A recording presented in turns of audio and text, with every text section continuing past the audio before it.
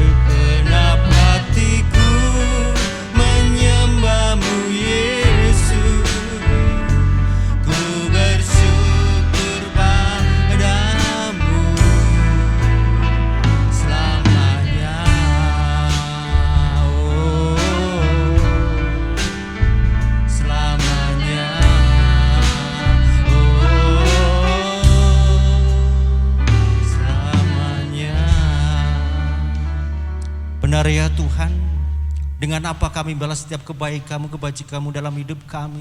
Selain puji syukur kami kepada Engkau Tuhan, biarlah hati kami pagi hari melimpah dengan ucapan syukur kepada Engkau Tuhan. Dan biarlah Tuhan ibadah kami, ibadah yang saya rasa cukup sehingga memberi keuntungan buat kami.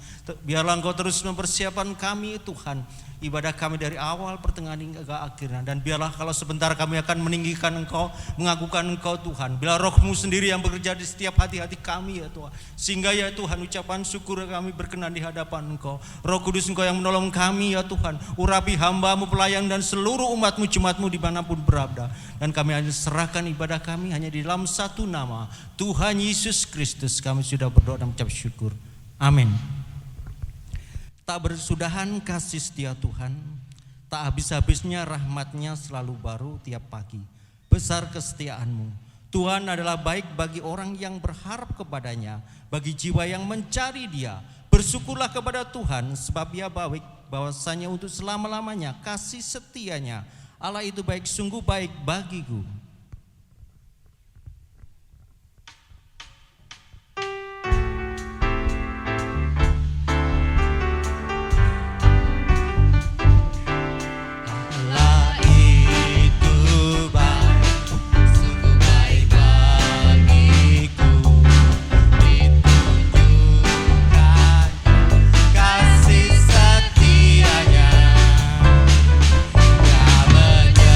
Menyediakan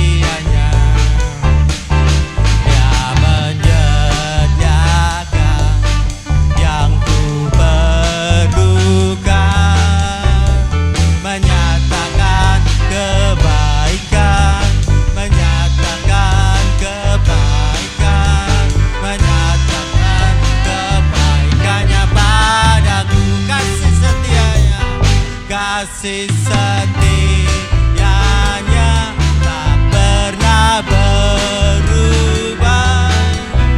Dulu, sekarang, dan selamanya.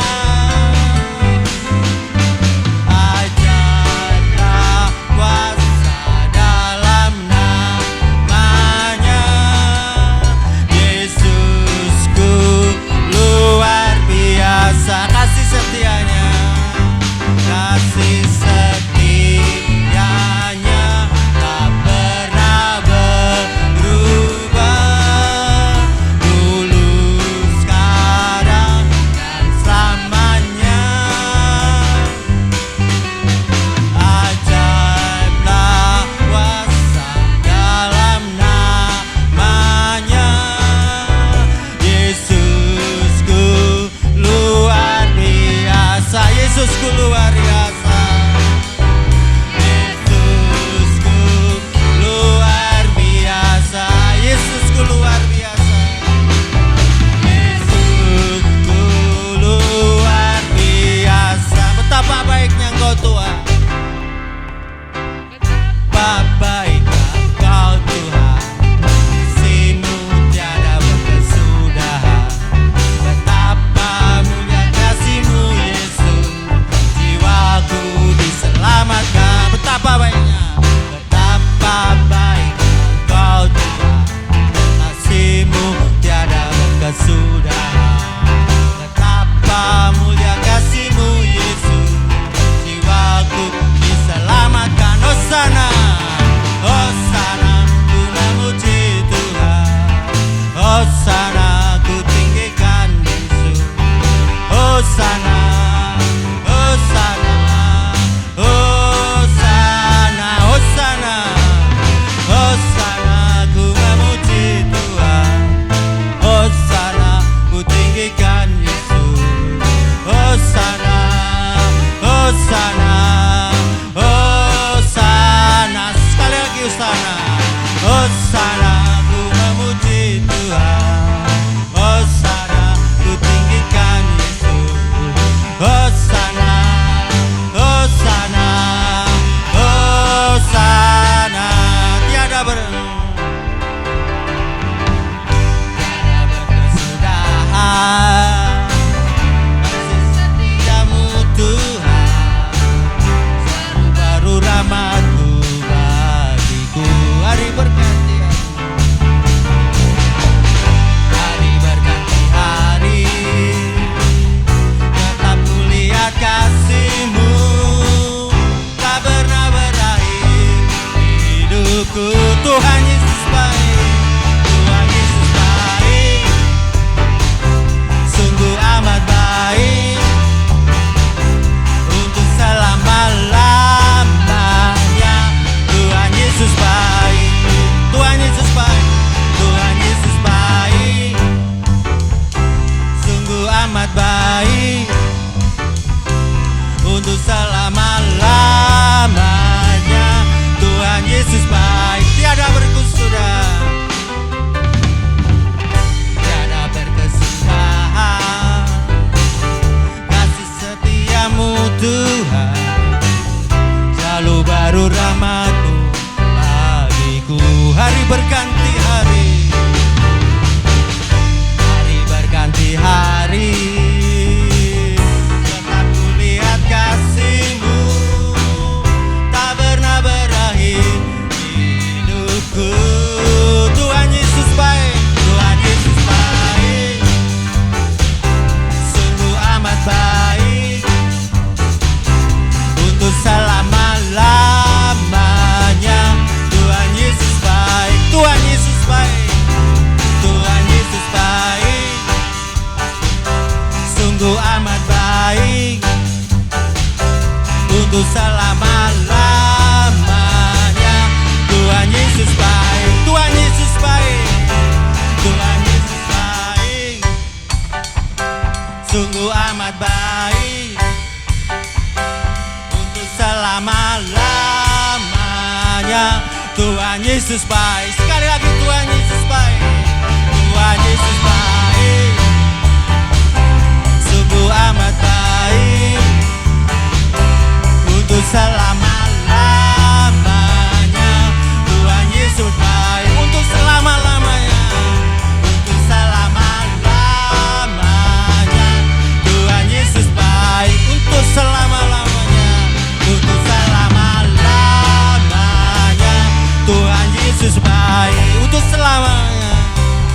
untuk selama-lamanya. Tuhan Yesus baik. Haleluya, Yesus baik. Siapa meremehkan firman, ia akan menanggung akibatnya. Tetapi siapa taat kepada perintah akan menerima balasan. Siapa berpegang pada perintah memelihara nyawanya. Tetapi siapa menghina firman akan mati. Siapa memperhatikan firman akan mendapat kebaikan.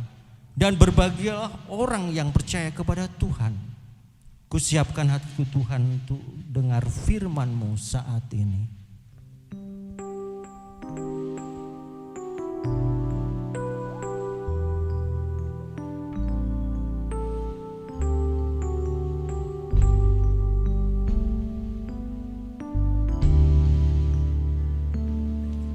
Kusiapkan hatiku Tuhan untuk dengar firman-Mu saat ini. Ku sujud menyembah-Mu Tuhan, masuk hadirat-Mu saat ini. Curahkan urapan-Mu Tuhan bagi jemaat-Mu saat ini. Ku siapkan hatiku Tuhan untuk dengar firman. Ku siapkan hatiku Tuhan untuk dengar firman-Mu saat ini.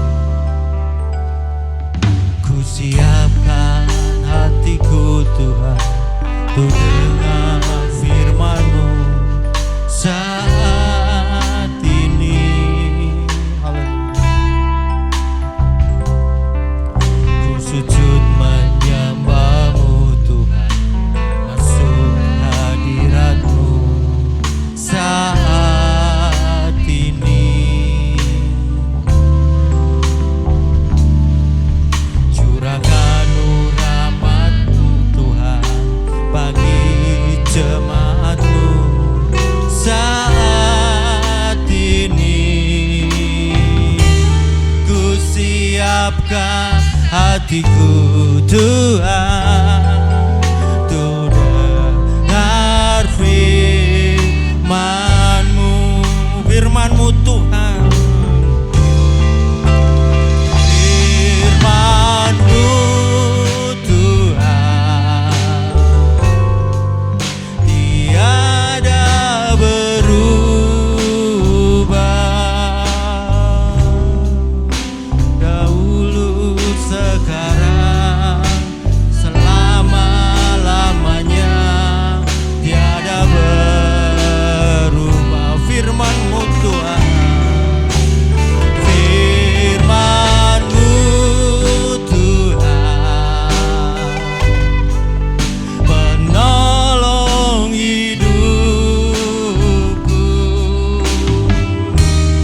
Ku siapkan hatiku Tuhan untuk dengar firman-Mu, firman-Mu Tuhan. Firman-Mu Tuhan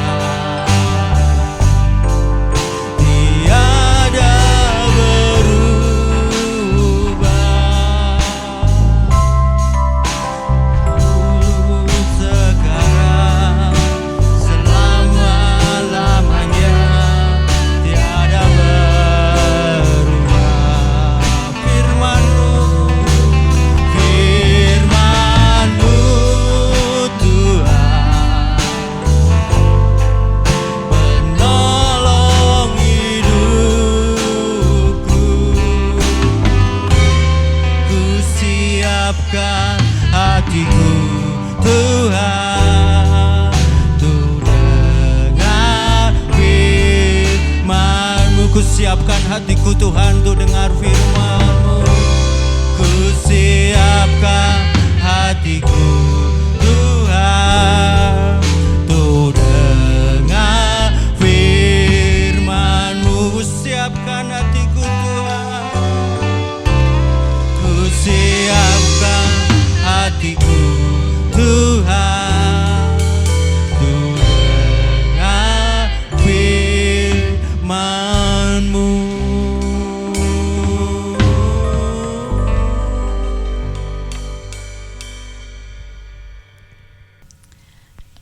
bersyukur Tuhan bahwa hari ini Engkau masih membuat kami ada Tuhan. Dan kami hari ini mau bersatu hati kepadamu Bapa. Berikan saja Tuhan kepada kami rasa lapar tapi bukan akan makanan. Rasa haus bukan karena minuman Tuhan, tetapi rasa lapar dan haus akan Engkau Tuhan. Akan firman-Mu, sebab memang kami hidup bukan dari makanan kami saja Tuhan yang secara jasmani, tapi kami dihidupkan oleh perkataan-Mu Tuhan. Perkataan-Mu adalah perkataan yang hidup, yang berkuasa Tuhan, yang sanggup untuk mengubahkan hati, pikiran kami dan seluruh hidup kami. Karena itu kami percaya Tuhan, firman yang sudah Engkau taruhkan di mulut hamba-Mu, itulah yang Tuhan akan menjadi makanan yang akan memuaskan kami, yang akan menguatkan kami lagi untuk menjalani hari-hari hidup kami Tuhan. Karena itu kami mau sungguh-sungguh Tuhan, menjadi seperti seorang murid yang mau mendengarkan Engkau, Guru besar kami, yang akan berkata-kata di tengah-tengah kami. Sebab itu berfirmanlah saja Tuhan, sebab kami hamba-hamba-Mu ini, jemaat-Mu ini Tuhan, rindu untuk mendengarkan suara-Mu. Di dalam nama Tuhan Yesus Kristus, amin. Shalom. Gimana kabarnya saudara? Luar biasa ya, puji Tuhan. Ya saudara, kita akan belajar firman Tuhan kembali. Hari ini saya kasih judul See the Unseen ya, bahasa Inggrisnya. Kalau bahasa Indonesia memperhatikan hal-hal yang tidak kelihatan ya, diambil dari 2 Korintus 4 ayat 18. Kita coba baca ya, 2 Korintus 4 ayat 18. Mari sama-sama baca. 1, 2, 3. Sebab kami tidak memperhatikan yang kelihatan, melainkan yang tak kelihatan. Karena yang kelihatan adalah sementara, sedangkan yang tak kelihatan adalah kekal. Dari New American Bible itu sama ya, as we look not to what is seen but to what is unseen. Ya, kita tidak memperhatikan atau melihat hal-hal yang kelihatan. Sebab apa? Yang kelihatan itu transitory, sementara ya, tidak akan berlaku selamanya atau tidak menetap, tetapi hanya sementara. Tetapi yang tidak kelihatan itu justru abadi. Nah, ini di dunia pengetahuan atau sains itu sama ya. Semua yang kelihatan itu bersifat sementara atau fana ya, akan berubah dan bisa hilang. Tetapi yang tidak kelihatan itu sifatnya kekal, yaitu apa saudara? Yang ditemukan oleh Einstein ya. Energi itu kekal, ada hukumnya, E sama dengan mc kuadrat ya. Energi itu suatu kekuatan yang tidak kelihatan, walaupun sangat nyata gitu ya. Saudara, ini sudah sering saya ngomong ya, energi apa misalnya? Energi panas. Saudara, panas itu nggak kelihatan, tapi ada, dan itu berguna ya. Itu yang membuat mesin-mesin termodinamik ya bekerja. Energi mekanik, energi suara termasuk ya? Suara termasuk nggak? Energi cahaya, energi magnet. Magnet itu luar biasa saudara. Bumi kita itu punya medan magnet yang sangat besar. Itu yang membuat posisinya itu stabil ya. Juga bulan, jarak bulan itu semuanya berpengaruh sekali. Dan yang membuat mesin-mesin listrik berputar itu adalah medan magnet digabung dengan energi listrik ya. Saudara jangan bilang kelihatan, enggak kelihatan, tetapi dampak dari energi itu adalah apa? Ya kelihatan. Listrik jadi nyala, lampu-lampu. Akibat dari medan magnet, roda-roda berputar. Sebentar lagi kereta cepat ini ya, saudara, memakai medan magnet bergerak ya. Makanya nanti kalau kita naik kereta ini enggak kerasa gujlek-gujlek lagi ya. Kalau kereta api yang pakai rel itu kan ada sambungan ya. Tiap berapa meter itu, pendek-pendek itu, gejluk, karena sambungannya itu kan berlubang ya. Tetapi kalau nanti pakai kereta cepat ini saudara nggak ada gejolak apa-apa karena seperti terbang. Karena itu tidak menyentuh tanah. Karena ada medan magnet seperti magnet, dua magnet yang bertentangan. Utara dengan utara itu nanti harus ketemu ya, selatan dengan selatan itu terus menerus begitu. Utara selatan kecepatannya ditentukan oleh besarnya medan magnet itu yang membuat kereta ini terbang di atas rel. Ya, walaupun tipis ya cuma berapa 0, mili mungkin ya, atau ya pokoknya nggak nempel, smooth ya saudara, itu luar biasa ya medan magnet itu. Nah jadi sesuatu yang tidak kelihatan justru yang sifatnya abadi dan luar biasa kekuatannya. Nah tetapi yang dimaksud oleh Rasul Paulus di sini tentu bukan hanya energi ya, energi itu merupakan perwakilan dari kuasa yang lebih besar ya. Yaitu apa? Tentu saudara tahu. Kita akan melihat hubungannya dengan Ibrani 11 ayat 1 ya. Ada mirip-mirip ya. Ibrani 11 ayat 1 mengatakan iman adalah dasar dari segala sesuatu yang kita harapkan dan bukti dari segala sesuatu yang tidak kita lihat. Balik lagi di sini ada perkataan tidak kita lihat atau tidak kelihatan. Jadi kalau saudara mengaku beriman, maka saudara itu melihat hal yang tidak kelihatan, itu adalah sebuah fakta ya. Dalam bahasa Inggrisnya, faith is the realization of what is hoped for and evidence of things not seen. Iman adalah realisasi, kenyataan dari apa yang telah kita harapkan dan bukti dari segala sesuatu yang tidak kelihatan. Jadi saudara, kalau dibandingkan dengan 2 Korintus tadi ya, kita memperhatikan yang tidak kelihatan. Kita ini beriman, kalau kita beriman itu justru kenapa? Karena kita melihat yang tidak kelihatan itu adalah sebuah fakta. Ya, yang tidak kelihatan yang diceritakan oleh pemberita Injil, yang kita baca dari Alkitab itu adalah kenyataan, bukan suatu hayalan atau harapan itu ada, bukan. Itu adalah kenyataan, itu adalah sebuah bukti. Sehingga kita memijakan kaki atau menaruh segala sesuatu di atas yang tidak kelihatan. Semuanya ya, pertaruhan kita ya, perjalanan kita mengikut Kristus dengan segala pengorbanan yang tentu harus dibayar, itu kita berani. Kenapa? Padahal tidak kelihatan dasarnya. Orang dunia tidak melihat itu. Makanya kita dibilang gila kan oleh dunia yang tidak percaya Tuhan. Kita menaruhnya di atas yang tidak kelihatan. Tetapi bagi kita itu bukan sesuatu yang hayalan, tetapi itu adalah suatu fakta. Itu sesuatu yang terbukti. Bagi kita itu adalah sebuah bukti tentang keberadaan yang lebih besar dari kita. Ya. Nah, jadi kita memang diselamatkan oleh iman. Jadi penting sekali saudara mengingat bahwa kita itu diselamatkan oleh kepercayaan kepada yang tidak kelihatan. Ya, jadi kita harus memperhatikan betul justru yang hal yang tidak kelihatan ini yang jauh lebih besar di dalam hidup kita. Ya, bukan karena kita sudah melihat Tuhan atau sorga, apalagi ya sorga. Tuhan kita bisa lihat dari ciptaan, sorga belum kita lihat seperti apa. Tetapi kita percaya, kita hanya mendengar lewat Alkitab, ya.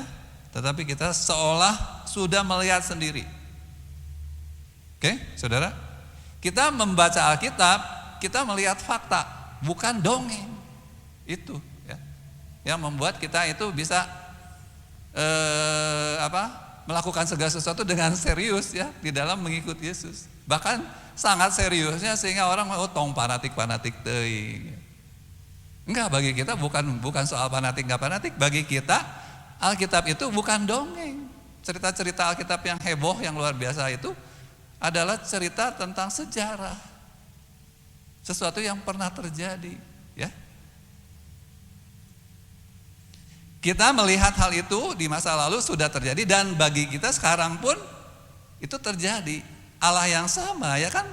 Firman-Nya tidak berubah, Allah pun tidak berubah, dulu, sekarang dan selamanya. Dan kita melihat hari ini Allah yang sama hidup dalam kita. Allah yang tidak kelihatan, kuasanya yang tidak bisa kita deteksi, kita merasa melihat hari ini. Makanya kita iman kita menjadi kuat. Tapi kalau saudara merasa tidak melihat, Saya percaya karena kata orang, tapi saya belum melihat. Mungkin saudara tidak kokoh imannya. Saya kira kita penting merasa melihat ya, karena memang mengalami. Dan kita juga melihat masa depan. Masa depan yang Allah janjikan itu tentang surga, tentang hidup yang kekal, tentang hal-hal yang belum terjadi, itu kita juga melihat. Walaupun samar-samar ya. Di 1 Korintus 13 ayat 12 katakan kita sudah melihat tetapi masih samar-samar. Kita belum tahu nanti seperti apa, tetapi gambarannya kita sudah dapat. Nah, ingat saudara, dunia tidak dapat melihat ini. Ya. Dunia mendengar tentang Alkitab tetapi mereka mengatakan itu dongeng. Itu adalah kebodohan. Kalau saudara percaya lalu menaruh kepercayaan saudara, tindakan semua tujuan hidup di atas firman Tuhan, itu adalah sebuah kebodohan. Ya, di atas penderitaan Yesus di kayu salib itu sangat sulit untuk dipahami oleh orang yang tidak diberi oleh Tuhan anugerah untuk beriman, anugerah untuk percaya. Tidak mungkin ya. Bagi kita Allah, apa yang tidak kelihatan adalah hikmat dan kekuatan Allah yang menyelamatkan. Saudara, ini kiranya tidak pernah kita lupakan. Oke, Rasul Paulus mengatakan kami memperhatikan hal yang tidak kelihatan. Mari kita belajar kepada Rasul Paulus apa saja yang perlu kita perhatikan, yaitu yang tidak kelihatan. Saudara lihat gambar ini? Sudah tahu gambar apa ini? Ya, ada padang pasir, ada sorban. Ya, saudara tahu ya, Musa. Di Ibrani pasal 11 ayat 27, saya bacakan ya. Karena iman, maka ia, yaitu Musa, telah meninggalkan Mesir dengan tidak takut akan murka raja, yaitu Firaun. Ia bertahan sama seperti ia melihat apa yang tidak kelihatan. Di bahasa Inggris atau bahasa-bahasa lain itu lebih jelas ya. Dari NAB lagi ya, saya hari ini pakai NAB doang ya. Ya, Musa bertahan sama seperti melihat dia yang tidak kelihatan. Jadi Musa itu karena sudah lagi umur di bawah, mungkin lagi disapih ya. Disapih itu kan sama mamanya. Walaupun waktu bayinya itu diambil oleh putri Firaun, tapi lalu dikembalikan kepada ibunya untuk diasuh, disusui. Ya, jadi selama masa kecil itu Musa itu terus dicekoki atau istilahnya mah diberitakan firman, ya, yang tentu saja waktu itu ceritanya hanya tentang Allah Abraham, ya, tentang Allah Ishak, Allah Yakub. Tidak banyak tetapi itu penting ya. Mungkin tentang Nabi Nuh, tentang Adam dan Hawa. Saya tidak tahu zaman itu apakah semua cerita Alkitab itu disampaikan dari mulut ke mulut atau sudah tertulis. Kita tidak punya catatan sejarah atau arkeologi, belum ketemu, tetapi itu diberitakan tentu oleh ibu Amram dan Yokobed kepada Musa. Nah, itu melekat kuat walaupun dia terus tinggal di istana kemudian hari ya. Dan dianggap sebagai orang bahkan bagian dari istana, tetapi Musa dikatakan di Ibrani 11 ayat 25-26 bahwa Musa akhirnya memilih untuk menolak jadi putri Firaun. Istilahnya mah adopsinya dibatalin sama dia ya. Dia memilih kembali menjadi bangsa Israel karena dia percaya kepada Kristus ya. Dia lebih rela menderita bersama Yesus. Jadi Musa melihat Tuhan walaupun belum kelihatan. Seperti melihat dengan mata sendiri. Itu belum melihat apa-apa. Ya, masih umur 40 ya. Dan lalu pergi meninggalkan Mesir tentu saja tanpa dia pahami. Jadi saudara, yang pertama, yang utama tentunya dari segala sesuatu yang perlu kita perhatikan yang tidak kelihatan itu adalah tentang Allah ya. Baik Bapa, Yesus maupun Roh Kudus. Ini tentu kita udah mengerti semua, tetapi benarkah kita memperhatikan itu sebagai sesuatu yang begitu penting ya? Berikutnya saudara, tentang Roh Kudus misalnya. Roh Kudus ini adalah yang kita mengerti yang sekarang ada di dalam diri kita ya. Kalau kita punya Roh Kudus, when we have the Holy Spirit, we have all that is needed. Kita mempunyai semua yang kita butuhkan to be all that God desire us to be. Kalau kita punya Roh Kudus, kita punya segala sesuatu yang dibutuhkan untuk menjadi seperti yang Tuhan mau. Itu kata seorang hamba Tuhan A.W. Tozer ya. Jadi Roh Kudus ini ya harus benar-benar diperhatikan saudara, dan kita benar-benar mengerti harus bagaimana memperlakukan Roh Kudus, bekerja sama dengan Roh Kudus ya, dipimpin Roh Kudus, semuanya lebih penting. Tetapi ingat, tidak kelihatan. Ya, Roh Kudus tidak kelihatan. Dunia tidak mengenal Dia, tetapi kamu mengenal Dia. Apakah saudara mengenal Roh Kudus? Roh Kudus inilah ya yang akan memperlengkapi kita selama di dunia. Nah, saudara, selain itu ada yang lain yang hari ini mungkin lebih dominan saya sampaikan ya, yang berikut ini. Kita baca Keluaran 3 ayat 2 ya, saudara. 1, 2, 3.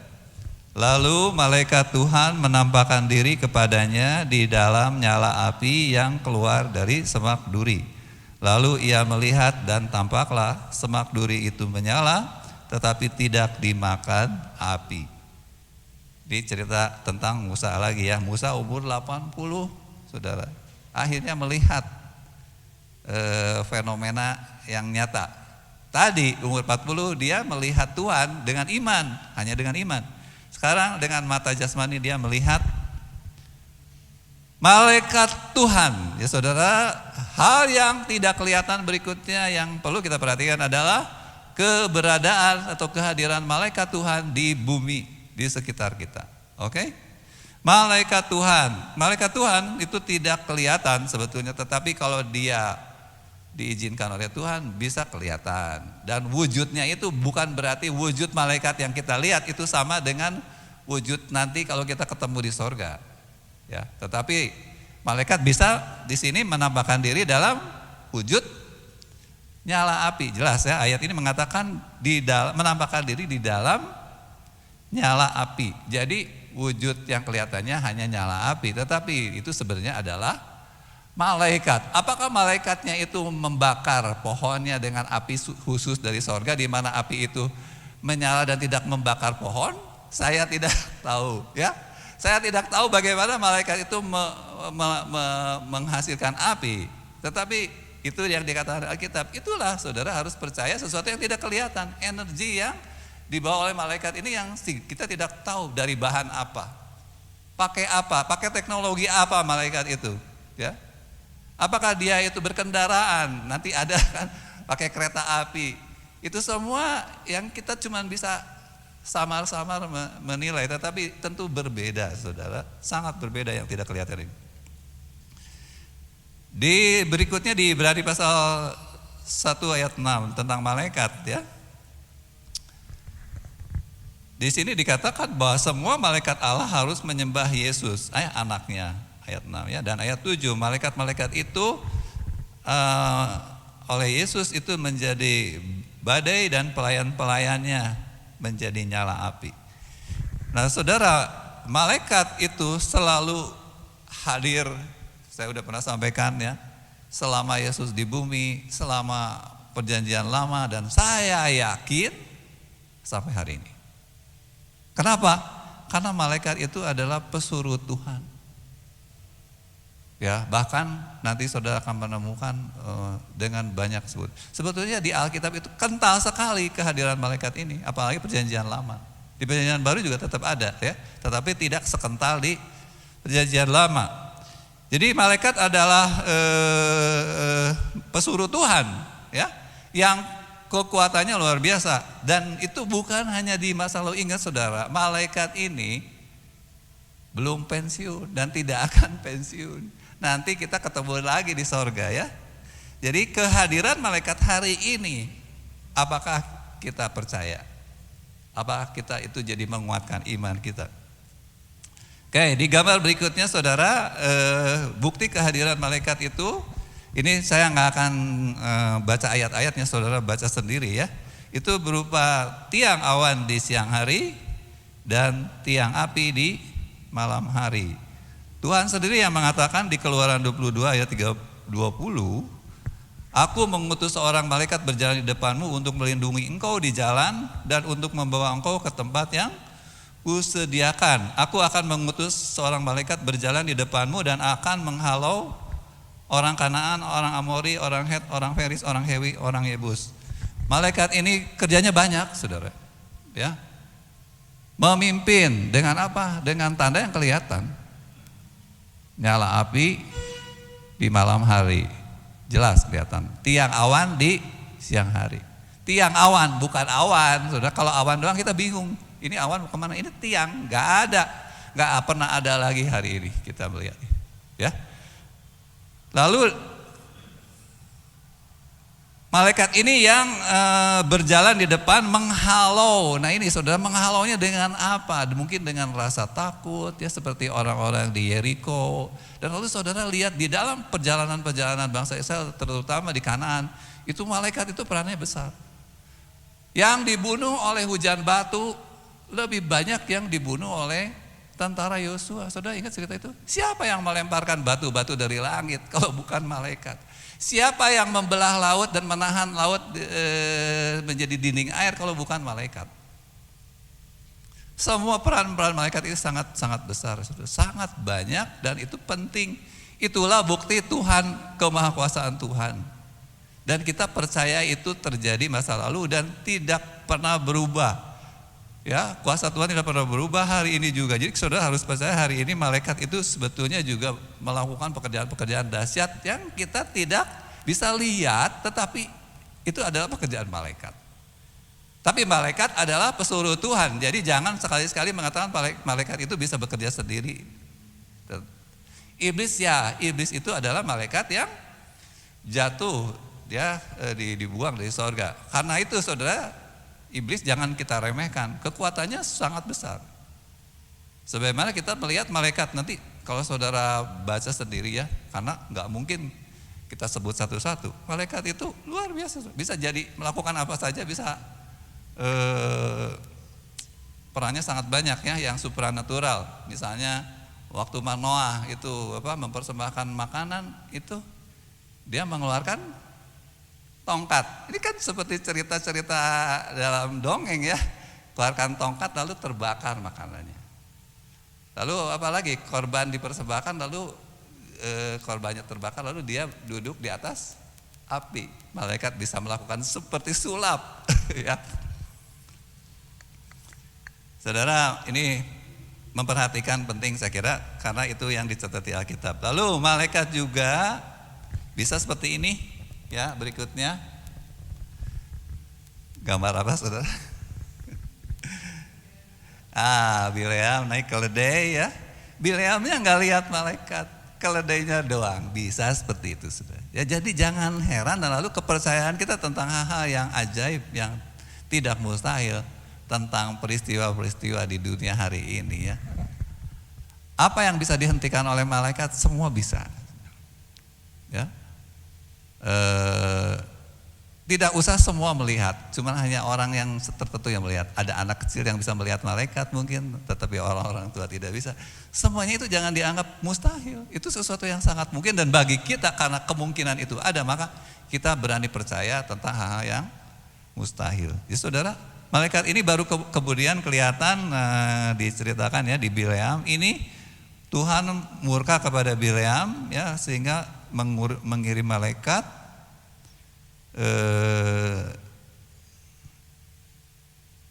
untuk menghadang Bileam dengan keledai betina dan 2 orang bujang yang bersama-sama dengan dia ya. Ayat 31, Tuhan menyingkapkan mata Bileam, baru dilihatnya lah malaikat Tuhan itu dengan pedang terhunus di tangannya, berdiri di jalan, lalu berlututlah ia dan sujud. Jadi Bileam baru melihat sesudah Tuhan membuka matanya. Jadi saudara, kalau kita percaya malaikat itu utusan Tuhan dan dia bisa melakukan apa saja, itu menjadi logis ya saudara. Hal yang supranatural itu menjadi logis kalau Tuhan mau akan terjadi. Jadi kita tidak pernah kehilangan akal sebetulnya waktu kita menghadapi apapun di dunia. Saudara, ini yang melengkapi satu lagi, ada sebuah video tentang yang berhubungan dengan malaikat. Silahkan di-play. A long time ago, the king of Aram chose a spot for the Israelites to fall into his trap. The ambush was a secret. The Israelites couldn't find it on a map. A holy man learned of the king of Aram's plot. I must tell my king, he quickly thought. This man was no ordinary Israelite. His name was Elisha the prophet. His gift was very special. Not even kings could top it. Elisha was a messenger of God and could tell others what God said. He could even warn leaders before evil plans had a chance to spread. Elisha told the king of Israel, "Watch out! King Aram has set up a trap for your army in this place. It's an ambush you do not want to face." The king of Israel warned his army not to visit that place. But the king of Aram found out and was furious. How could the Israelites find out? King Aram was very curious. The king of Aram called his officers and asked, "Which one of you gave our secret away to the king of Israel? Tell me fast." Sir, Elisha was the one who told of our secret plan. He must not be any ordinary man. The king of Aram sent horses and chariots to surround Elisha's town. He planned to stage a violent showdown. Elisha's servant saw the horses and chariots and was worried. But Elisha replied in a hurry, "Don't worry. There's no need to hide. We have God's angels on our side. And because God loves and favors us so, we can be confident we are safe. This I know.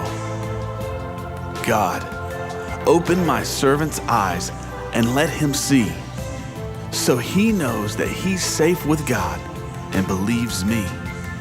The scene was incredible. The servant was amazed. God's protection was visible. The servant knew to give God praise. The servant's eyes were open to see God's actions. When the Arameans eventually attacked, Elisha prayed with passion. "God, make the Arameans blind, so that all they see is darkness before their eyes." The entire Aramean army was blinded by God's power. They followed Elisha straight to the king of Israel in a matter of hours. As they entered the city, Elisha prayed from afar. "God, open their eyes so that they see where they are." The king of Israel wanted to defeat the Aramean army, but Elisha had other plans. "Send the army back to their king and get ready to prepare them a feast. They've done enough for today and should be released." Because of God's power and protection, the Arameans didn't bother Israel anymore. Remember, no matter what happens, God is fighting our battles in the midst of any war. Ya, di kisah ini kisah yang luar biasa seperti dongeng banget gitu ya. Tetapi bagi kita ini adalah sesuatu yang terjadi, benar-benar terjadi, dan kita mengimaninya hari ini. Ada amin saudara? Hari ini kita juga bisa mengalami lagi kalau Tuhan menghendaki. Amin saudara. Dan kalau kita perhatikan detail-detailnya, ini tidak bisa tidak melibatkan malaikat. Saudara, Elisa itu sudah biasa melihat malaikat. Saya tidak tahu apakah dia selalu melihat bala tentara surga sekeliling dia, tetapi dia tahu bala tentara surga itu selalu ada. Ya, saudara, ini penting saudara, untuk kita tidak khawatir ada di dunia ini. Ya, kita itu disertai oleh malaikat, ya, bukan 1-2 bahkan, ya, tak terhitung banyaknya. Jauh lebih banyak yang menyertai kita ketimbang yang ada di dunia. Nah, saudara, malaikat inilah juga yang memberitahu Elisa tentunya, ya, memberitahu Elisa apa yang direncanakan oleh Raja Aram. Bayangin ya, saudara, malaikat dijadikan mata-mata. Ya, itu apa yang lebih hebat dari itu? Itu bisa terjadi. Saudara. Sebetulnya banyak hamba-hamba Tuhan mengalami, dan kita, kalau kita tidak mengalami mungkin karena kita tidak terbuka pikiran kita. Ya. Kita tidak melihat itu sebagai sesuatu yang mungkin. Oke? Malaikat juga yang membutakan mata. Kenapa saudara? Waktu di Sodom dan Gomora juga malaikat yang membutakan mata orang-orang. Jadi peristiwa yang berulang. Ya, jadi malaikat ini perannya sangat luar biasa. Dan mereka tidak selalu melakukan hal-hal yang yang memaksa orang gitu ya. Bisa seperti ini, bisa. Jadi musuhnya itu dikalahkan dengan sangat halus, saudara. Nggak dibunuh, nggak ada yang dibunuh, bahkan dikasih makan. Ya, udah cukup mengalami peristiwa seperti itu, udah cukup mereka langsung gemeteran ya lututnya ya, langsung nggak bisa, nggak berani untuk berperang lagi. Saudara ya, lalu berdoa, saudara, tentang berdoa, saudara ingat kita waktu kita berdoa bahwa kenapa kita ragu? Karena ada malaikat, ya. Tuhan tinggal menyuruh malaikatnya, ya. Makanya segala sesuatu ini mungkin karena malaikat yang sama yang menyertai Elisa hari ini tetap ada kok, saudara, ya. Dan kalau kita, walaupun kita tidak usah melihat malaikat sekeliling kita, setiap kali kita khawatir ingat ada malaikat. Takut apa sih kita? Di perjalanan takut celaka, jangan takut. Saudara, semua ketakutan itu tidak masuk akal waktu kita percaya malaikat itu selalu ada sekeliling kita. Dengan kemampuan yang tak terbatas bisa melakukan apa saja. Ya. Bisa menyelamatkan saudara dari sebuah kecelakaan tanpa terluka. Diapain ya? Ya diblok sama malaikat gitu ya, supaya tidak terbentur kepalanya mungkin. Semuanya sangat mungkin sudah. Waktu anak-anak kita pergi, orang tua tidak usah cemas lah. Serahkan kepada Tuhan yang pesuruh-pesuruhnya itu ada di mana-mana, saudara. Dan dia bisa melakukan apapun. Kalau ada orang jahat, bukankah orang jahat itu bisa dibutakan matanya hari ini? Kenapa kita tidak berani? Tuhan butakan mata orang itu. Misalnya kalau kita dirampok, kalau kita ada gerombolan yang mau mengeroyok kita, kenapa kita tidak berani? Tuhan butakan mata mereka. Selamat nggak? Selamat. Tentu kalau kita bisa tenang, ya, bisa ingat firman. Ya, mata bujang itu dibukakan lalu melihat. Ya, saudara, ini gambarnya ya, mungkin ya kurang lebih seperti ini ya. Seperti ini saudara, bisa ngebayangin? Pasukan malaikat di langit ya. Ya, dan ini satu hal yang kita perlu ingat-ingat selalu, firman Tuhan ini selalu ada seperti moto, seperti kata-kata mutiara yang luar biasa. 2 Raja-Raja 6 ayat 16 ya.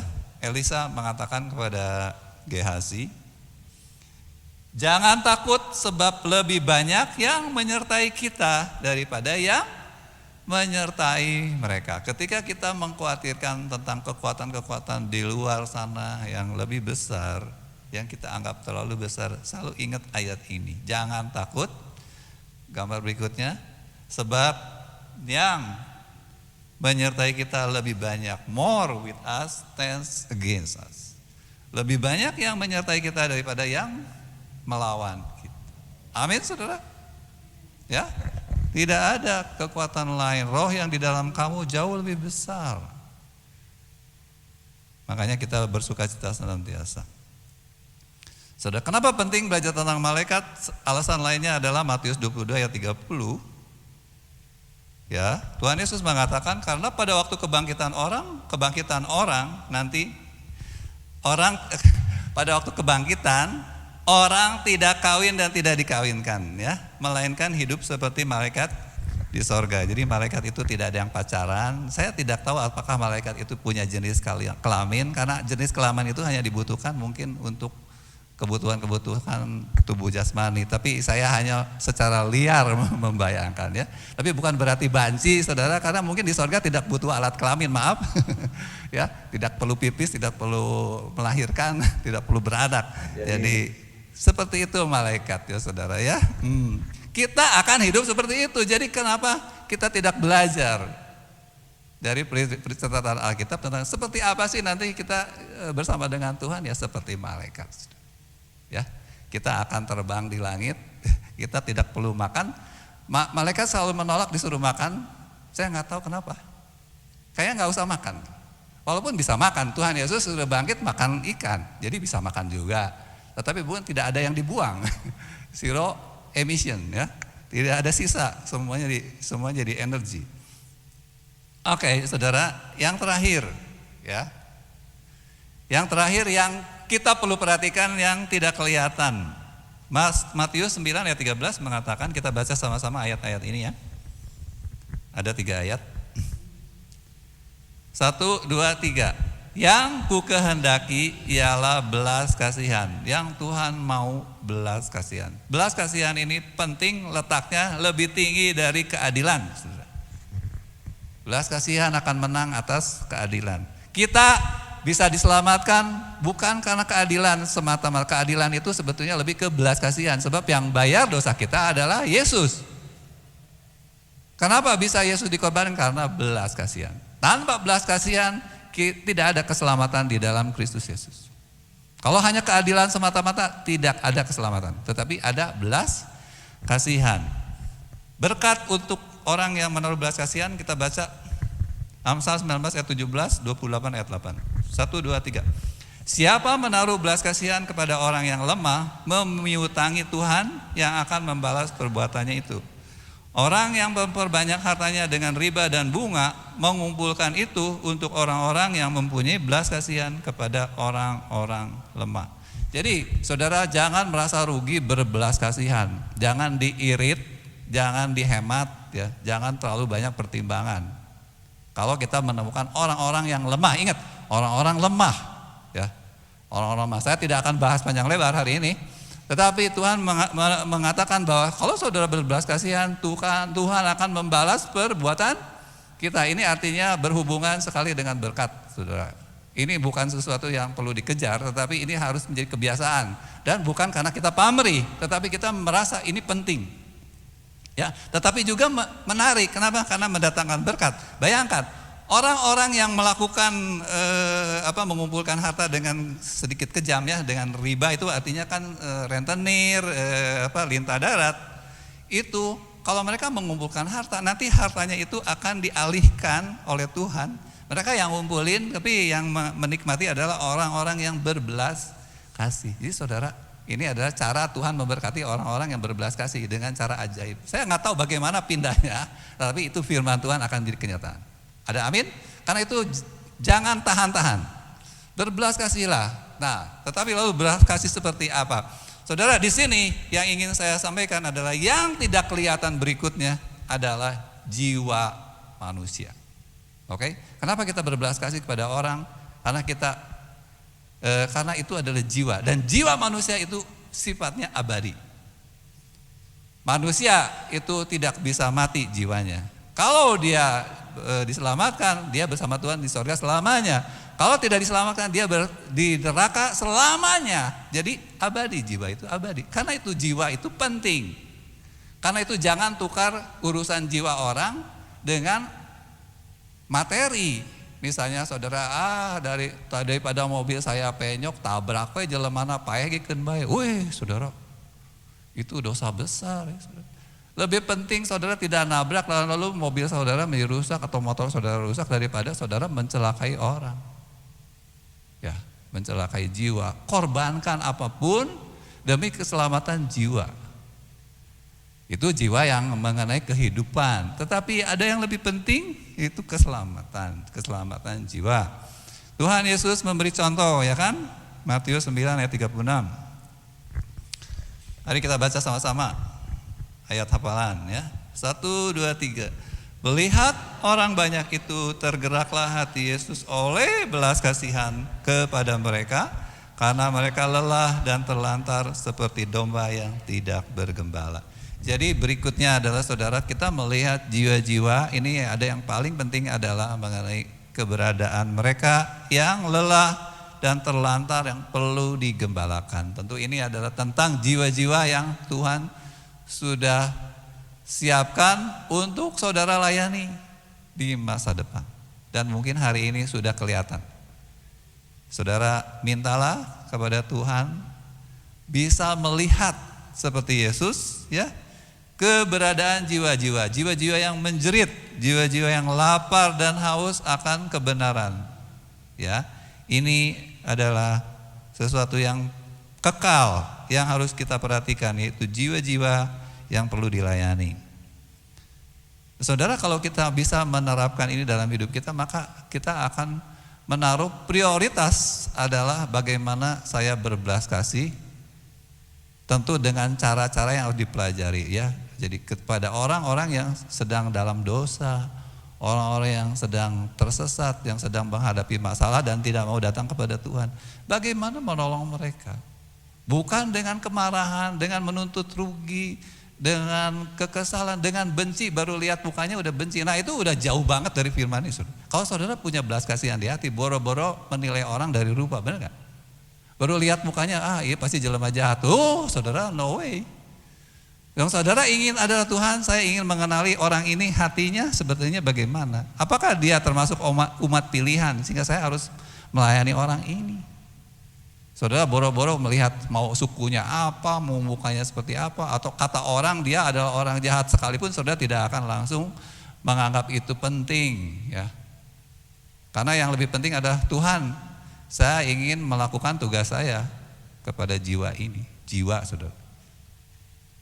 Oke saudara, semua pertimbangan-pertimbangan dalam hidup kita mengenai tindakan-tindakan kita, entah itu saudara sebagai atasan terhadap bawahan ya, sebagai langganan terhadap penjual atau sebagai penjual kepada pembeli, apapun lah urusan-urusan hidup kita selalu ini ada saudara, harus ada. Aku berurusan dengan jiwa-jiwa. Perlukah saya marah? Perlukah saya kesal? Perlukah saya membenci? Wah, apalagi membenci tidak boleh, saudara. Kenapa? Justru harus ada belas kasihan.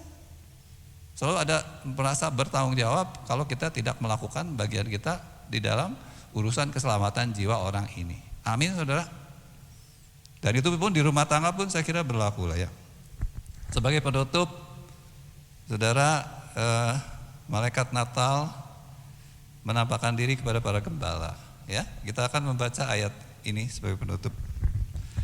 Lukas 2 ayat 14, 1, 2, 3. Kemuliaan bagi Allah di tempat yang maha tinggi dan damai sejahtera di bumi di antara manusia yang berkenan kepadanya. Malaikat hadir memberitakan tentang Kristus ya, yang turun ke bumi. Berita Natal sebentar lagi kita akan memperingatinya ya.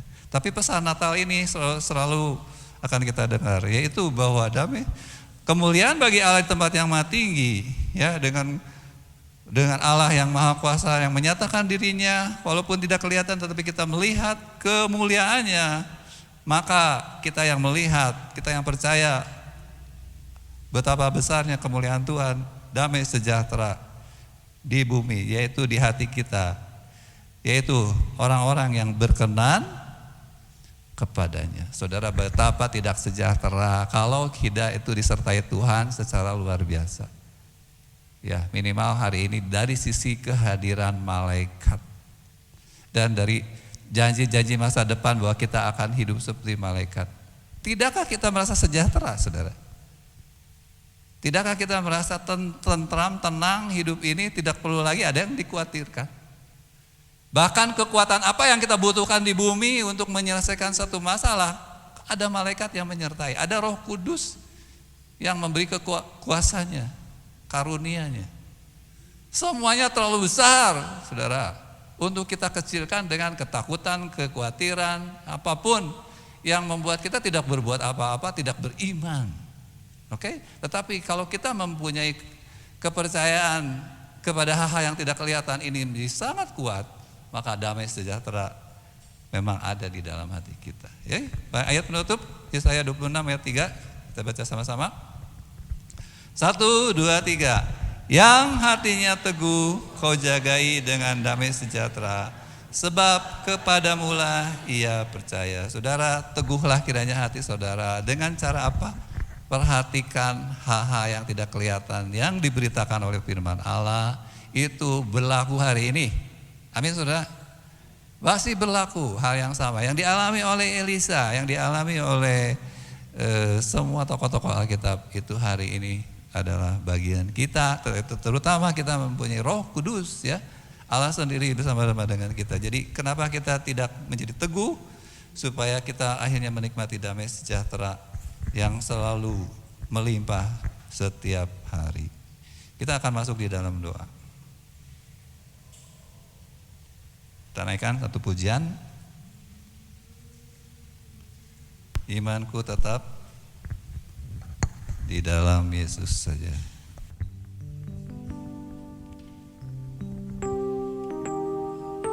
Imanku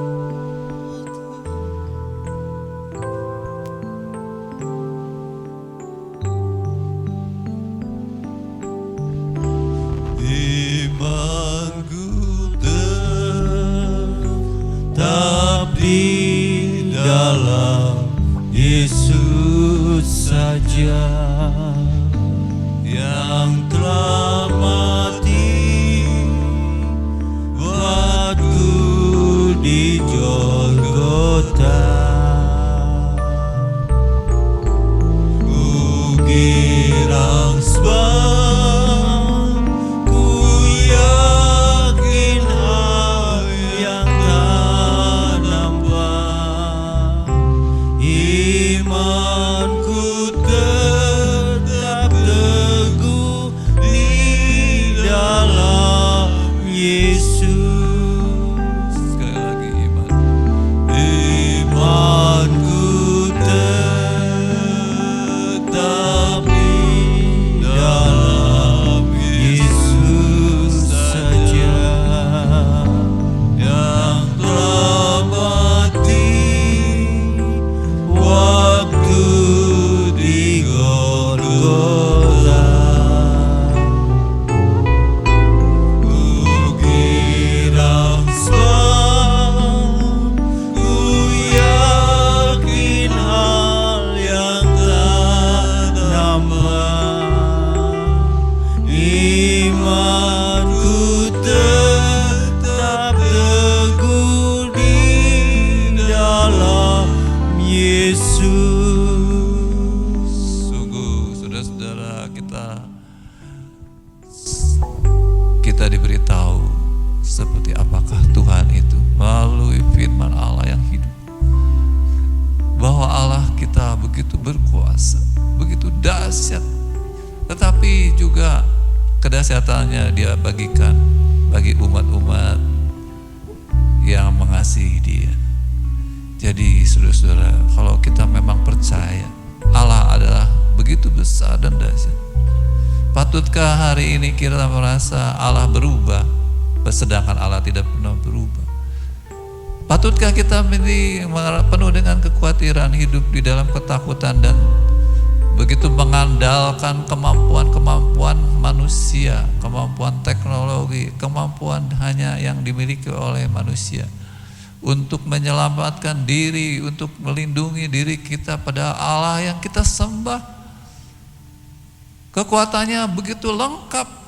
Apa yang tidak bisa, apa yang tidak mau Allah lakukan, Allah mau melakukan semuanya. Segala urusan kita, saudara, kalau kita bersama dengan Tuhan, tidak ada yang perlu kita khawatirkan. Tidakkah kita berasa akan damai sejahtera yang besar kalau kita melihat dengan iman yang teguh bahwa Allah kita adalah dahsyat dan Allah kita menyertai. Malaikatnya selalu bersama-sama dengan kita siang dan malam tanpa tidur, dan tidak pernah mereka gagal di dalam menolong kita, karena tidak ada yang tidak mampu mereka lakukan. Jadi saudara-saudara, bagaimana tidak kita akan selalu bersukacita setiap kali kita mengingat siapakah yang menyertai kita. Yang menyertai kita itu jauh lebih besar dari apapun yang kita takutkan. Dari firman Tuhan kita juga melihat betapa besar cintanya kepada kita. Dari ketika kita melihat bagaimana Yesus menyerahkan nyawanya di kayu salib. Jadi saudara-saudara, betapa beruntungnya, betapa besar rasa syukur kita, betapa tidak ada lagi alasan untuk kita tidak mengasihi Tuhan, dan tidak ada lagi alasan untuk kita tidak sungguh-sungguh hanya ingin bersama-sama dengan Tuhan tiap-tiap hari. Karena itu mari saudara, perhatikan, terus lebih perhatikan lagi hal-hal yang tidak kelihatan ini, sebab itu adalah yang menjadi andalan kita. Itulah yang menjadi kekuatan kita. Itulah yang jauh lebih penting, karena itu adalah hal-hal yang abadi, dan itulah yang menjadi bagian kita di dalam Tuhan, di dalam Kristus Yesus. Itu hal-hal yang tidak kelihatan, yang kekal adanya. Kita naikkan pujian sekali lagi.